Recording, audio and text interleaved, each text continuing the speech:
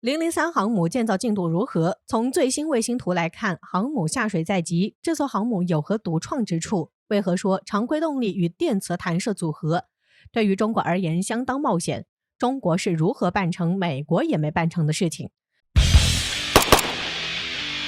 随着2022年第一季度逐渐进入尾声，在关注全球局势之余，外界对于中国003航母的讨论声也多了起来。因为美国智库网站 CSIS 的一篇报告称，中国的003航母将会在2022年2月到5月之间下水。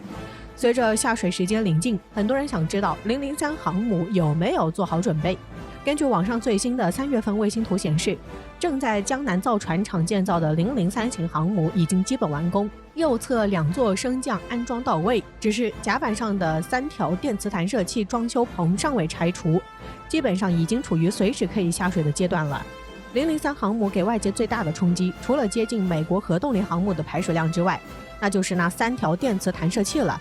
因为就算美国拥有11艘已经服役的核动力航母，安装电磁弹射器的也就1艘，就是最新服役的福特号航母。很多人也很好奇，中国在此之前在弹射器领域可谓是小白，前2艘航母都还是滑跃式航母，怎么一下子就进化到了电磁弹射航母了？当然，电磁弹射系统的优势自然是不言而喻的。根据美国人做的试验，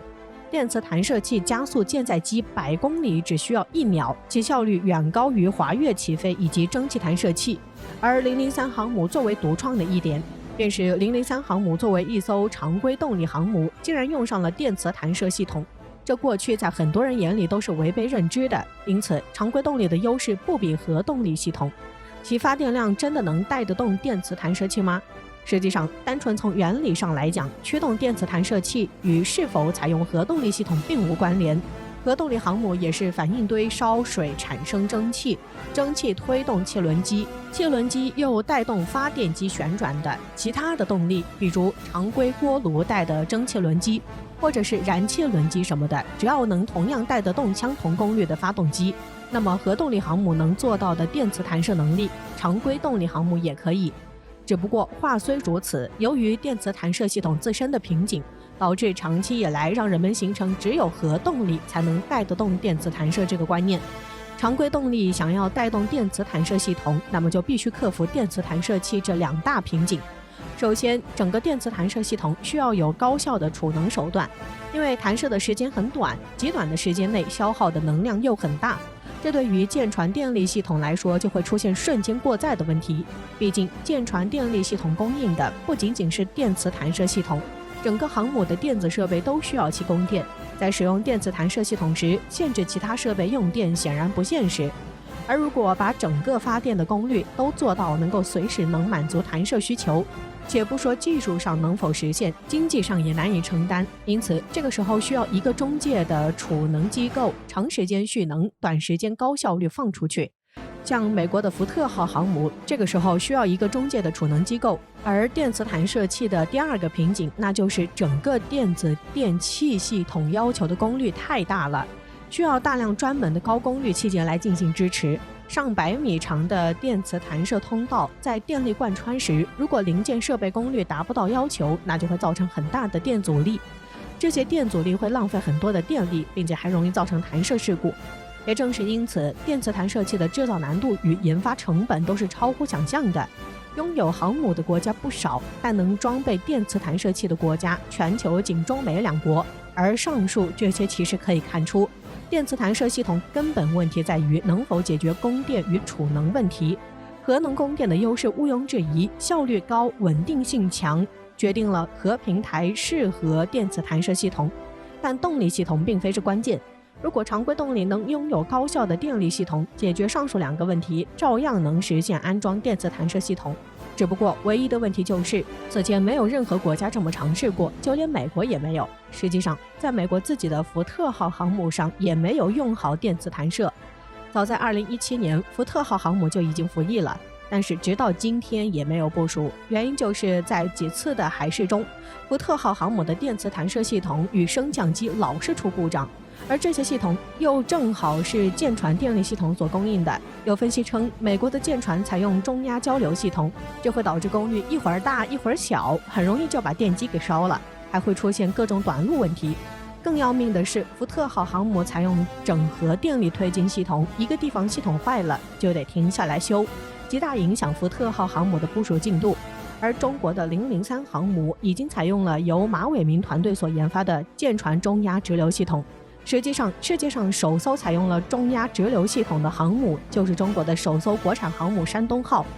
以此为基础，也证明了这种电力系统在大型航母上运用的可能性。在早些年，中国的舰船的动力系统性能落后西方，尤其是大档燃气轮机，可选机型少，调速性能落后于国外。因此，如果直接模仿西方国家中压交流综合电力技术路线，将使得不同类型原动机带动的发电机组因功率等级和调速性能差异大而难以并联稳定运行，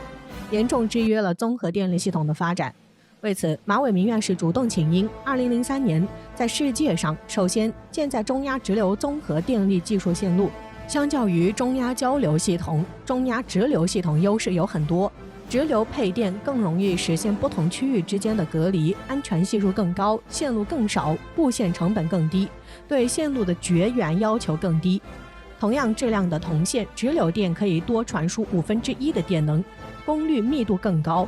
这就使得中压直流系统相比较中压交流系统，功率与稳定性更强。而10年后，马伟明团队宣布攻克舰载中压直流技术。中国在舰船电力系统上一下子领先于西方，正好在那个时候，003航母的设计方案已经出炉。中国方面本打算为003航母配备蒸汽弹射系统，不过马伟明力排众议，主动承担风险，提出将中压直流系统运用于电磁弹射系统中。随着陆地弹射测试基地的建立，最终也成功验证了003航母采用电磁弹射系统的可行性。